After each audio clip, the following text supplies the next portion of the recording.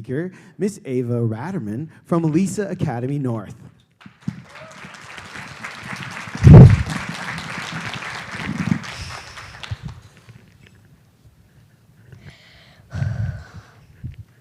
Hi, I'm Ava, and today I would like to talk to you about individuality. First, I will define individuality, and then I will discuss why not treating others as individuals can be an issue. Then we will address places where this happens, why this problem can occur, and then finally we will talk about how we can change it. Jane Goodall once said, "Every individual matters, every individual has a role to play, every individual makes a difference." Individuality is defined as the quality or character of a particular person or thing that distinguishes them from others of the same kind, especially when strongly marked. Okay, so imagine now that you are sitting in a noisy lunchroom at your school, and the teachers on duty have asked your group multiple times to kind of quiet down. You are not speaking, but there are a few students at your table who are, and the teacher nearest you assigns your group to walk during recess instead of playing. This happens to me a lot. And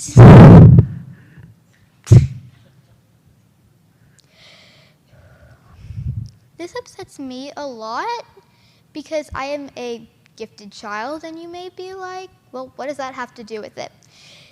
This has to do with it because in research conducted by Sharon Duncan et al., it has been discovered that the gifted brain has larger areas associated with intelligence as well as large areas where emotions are processed, and that there are more connections between the two of them.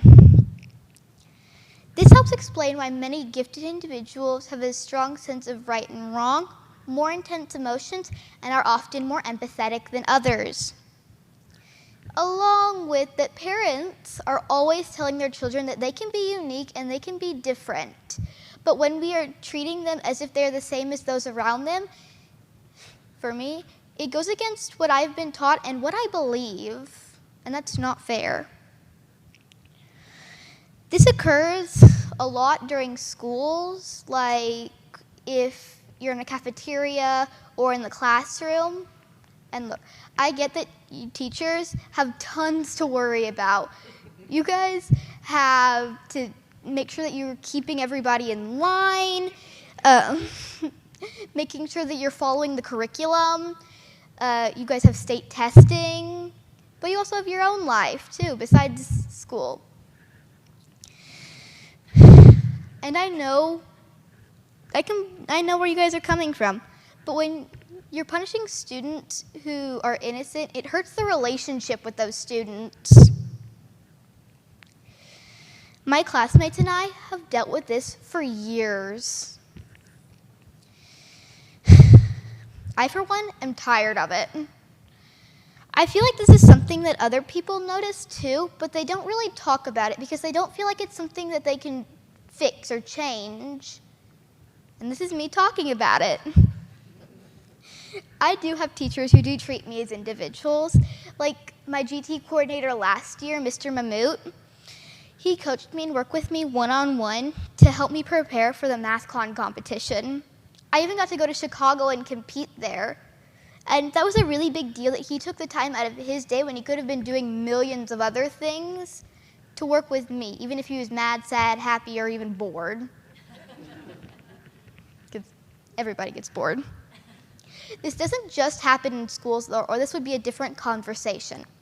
There are entire countries who deal with this issue.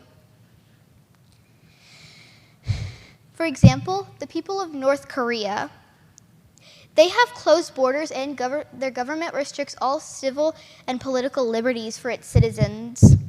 When I looked at this a little bit more closely, I found that North Korea's constitution does have clauses guaranteeing the freedom of speech and assembly.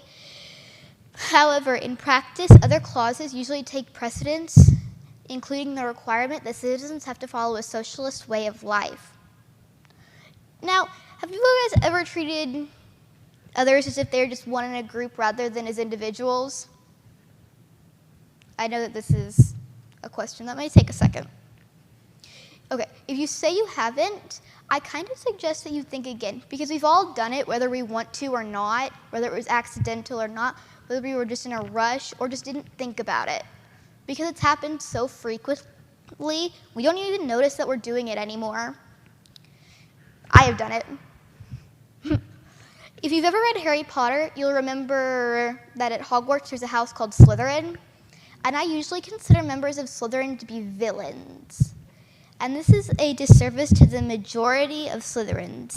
And I can name several people who I consider to be good Slytherins, like Albus Severus Potter, Regulus Black, Horace Slughorn, Scorpius Malfoy, and even Severus Snape.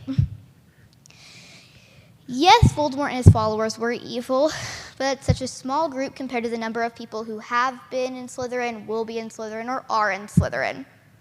And we should not treat people this way.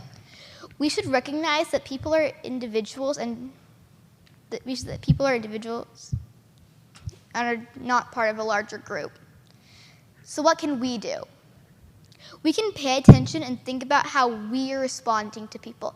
Are we actually taking their ideas and choices and actions into consideration, or are we behaving as if they're the same as those around them? It won't change overnight, but if we all talk about it, we can tell people when we notice that they are doing it. We can work to not do it ourselves, and if we make an effort to treat people as if they're the unique individuals everyone tells us we are, then we can make a difference. So in conclusion, I'm asking everyone to let people be different and treat them that way.